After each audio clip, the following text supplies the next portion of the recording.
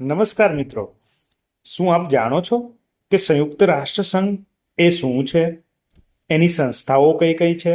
WHO એ સંયુક્ત રાષ્ટ્ર સંઘનું અંગ છે. તો ચાલો આજે સંયુક્ત રાષ્ટ્ર સંઘ વિશે જાણીએ, તમને મજા આવશે. સૌપ્રથમ પ્રશ્ન ઊભો થાય કે સંયુક્ત રાષ્ટ્ર નામ આવ્યું ક્યાંથી?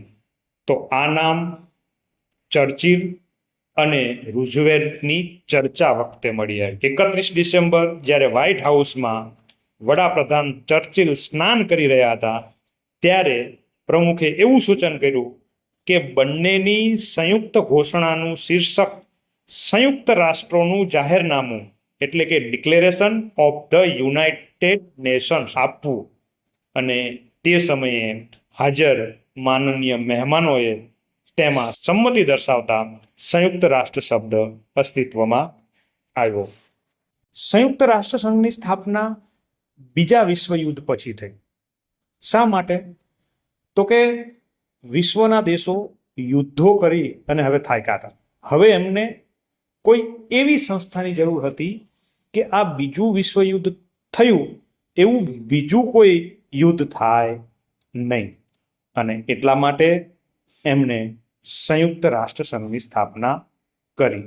પરંતુ મિત્રો, તમે કોઈ પણ નાનું એવું કાર્ય કરો ને તો પણ એના માટે ઘણી બધી તૈયારીની આવશ્યકતા હોય છે. તો આજે આપણે એવો ટોપિક ભણવાના છીએ કે સંયુક્ત રાષ્ટ્ર સંઘની સ્થાપના કેવી રીતે થઈ. તો આપણે શરૂઆતમાં જઈએ. જેવી રીતે કે પ્રથમ વિશ્વયુદ્ધ બાદ રાષ્ટ્રસંઘની સ્થાપના થઈ હતી, પરંતુ રાષ્ટ્રસંઘ એ પોતાના કાર્યમાં નિષ્ફળ નીવડ્યો હતો. શું કામ? તો કે એની સ્થાપના એટલા માટે થઈ હતી કે બીજું કોઈ યુદ્ધ થાય નહીં, પરંતુ 1 સપ્ટેમ્બર 1939ના રોજ વિશ્વ સમક્ષ બીજું વિશ્વયુદ્ધ થયું. એટલે આપણે કહી શકીએ કે રાષ્ટ્રસંઘ જે છે એ તેના ઉદ્દેશ્યની અંદર નિષ્ફળ નીવડ્યું છે. મિત્રો, રાષ્ટ્રસંઘની સ્થાપનામાં પણ અમેરિકાએ ખૂબ મહત્વનો ભાગ ભજવ્યો હતો અને અમેરિકાના તત્કાલીન રાષ્ટ્રપ્રમુખ વુડ્રો વિલ્સને આ રાષ્ટ્રસંઘની સ્થાપનામાં ખૂબ મદદ કરી હતી. એટલે તમને એવું લાગતું હશે કે અત્યારે ભારત અને પાકિસ્તાનનું યુદ્ધ હોય કે ઈરાન અને ઇઝરાયલનું યુદ્ધ હોય, એમાં ડોનાલ્ડ ટ્રમ્પ બહુ ટ્વીટ કરી અને ન્યૂઝપેપરમાં તમે વાંચતા હશો કે એ બહુ સક્રિય ભાગીદારી નોંધાવે છે. તો અમેરિકા વિશ્વયુદ્ધ સમયથી વિશ્વના મામલાની અંદર અમેરિકાનું પ્રદાન ખૂબ મહત્વનું રહ્યું છે. પરંતુ રાષ્ટ્રસંઘ નિષ્ફળ નીવડ્યું હતું એની પાછળ અમેરિકાની નીતિ જવાબદાર હતી. અને એટલા જ માટે રાષ્ટ્રસંઘને બદનામ માતાની સન્માનિત પુત્રી તરીકે ઓળખતા હતા. એક ગુજરાતીમાં જોક્સ છે કે મારા પિતા તારા પિતા જ છે ને, અને તારા પિતા તો કે હી. મતલબ મારા પિતા તારા પિતા, પણ તારા પિતાને મારા પિતા કરવાનું થાય ત્યારે એને મજા આવતી નથી. એવું જ રાષ્ટ્રસંઘમાં થયું. શું થયું? તો કે વુડ્રો વિલ્સને રાષ્ટ્રસંઘની સ્થાપનામાં મહત્વનો ભાગ તો ભજવો, પરંતુ રાષ્ટ્રસંઘની અંદર અમેરિકા જોઈન થયું નહીં. અને એટલા માટે એ રાષ્ટ્રસંઘ નિષ્ફળ નીવડ્યું. આ સિવાય પણ ઘણા બધા કારણો હતા. એના માટે આપણે રાષ્ટ્રસંઘ વિશે વિગતવાર વિડીયો બનાવીશું, પરંતુ સંયુક્ત રાષ્ટ્રસંઘની સ્થાપના વિશે વાત કરીએ તો સંયુક્ત રાષ્ટ્રસંઘની સ્થાપનામાં ફરી વખત અમેરિકા જ અહીંયા મહત્વનો ભાગ ભજવે છે. આ વખતે અમેરિકાના રાષ્ટ્રપ્રમુખ છે FD રૂઝવેલ્ટ, અને એમણે સૌ પ્રથમ માનવજાતને યુદ્ધના ભયથી બચાવવા માટે જાન્યુઆરી 1941ના રોજ સંસદને 4 બાબત મુખ્ય જણાવી. એક, વિચાર અને વાણી સ્વાતંત્ર્ય, ધર્મ સ્વાતંત્ર્ય, જરૂરિયાત કે અભાવમાંથી મુક્તિ અને ભયમાંથી મુક્તિ. આ 4 સિદ્ધાંતો આપ્યા. અને એવું કહી શકાય કે વિશ્વ શાંતિ માટે આ 4 મુખ્ય સ્ટેપ હતા, જે શરૂઆતી સ્ટેપ કહી શકાય. ત્યાર પછી એટલાન્ટિક મહાસાગરની અંદર 14 ઓગસ્ટ 1941ના રોજ અમેરિકન પ્રમુખ FD રૂઝવેલ્ટ અને ઇંગ્લેન્ડના વડાપ્રધાન વિન્સ્ટન ચર્ચિલ મળ્યા અને ત્યારે હજુ વિશ્વયુદ્ધ પૂરું થઈ ગયું નહોતું, યુદ્ધ ચાલુ જ હતું, પરંતુ આ બંને રાષ્ટ્રના વડાઓ હતા એ ત્યાં મળે છે અને જેમાં એટલાન્ટિક ખતપત્રની જાહેરાત કરવામાં આવે છે, જેની અંદર મુખ્ય 8 મુદ્દાઓ નક્કી કરવામાં આવ્યા અને એમાં વિશ્વ સંસ્થાની સ્થાપનાનો સૈદ્ધાંતિક સ્વીકાર કરવામાં આવ્યો. આ ખતપત્ર ઉપર કુલ 26 જેટલા રાષ્ટ્રોએ સહી કરી અને એટલાન્ટિક મહાસાગરની અંદર બંને મળ્યા હતા એટલે એને એટલાન્ટિક ખતપત્ર કહેવામાં આવે છે. ત્યારબાદ મોસ્કો જાહેરાત. ઓક્ટોબર 1943માં મોસ્કોમાં ઇંગ્લેન્ડ, અમેરિકા અને ચીનના વિદેશ પ્રધાનો એકઠા થયા. એની અંદર આંતરરાષ્ટ્રીય સંસ્થાની સ્થાપના હાલના તબક્કે જરૂરી છે એટલે એ મુદ્દા ઉપર ભાર મૂકવામાં આવ્યો અને આ બેઠકની અંદર બધા જ દેશોનું સાર્વભૌમત્વ તથા સમાનતા જાળવવા માટેના કેટલાક પાયાના સિદ્ધાંતોનું પુનરુચ્ચારણ કરવામાં આવ્યું. ત્યાર પછી ત્રીજું સ્ટેપ છે તહેરાન જાહેરાત.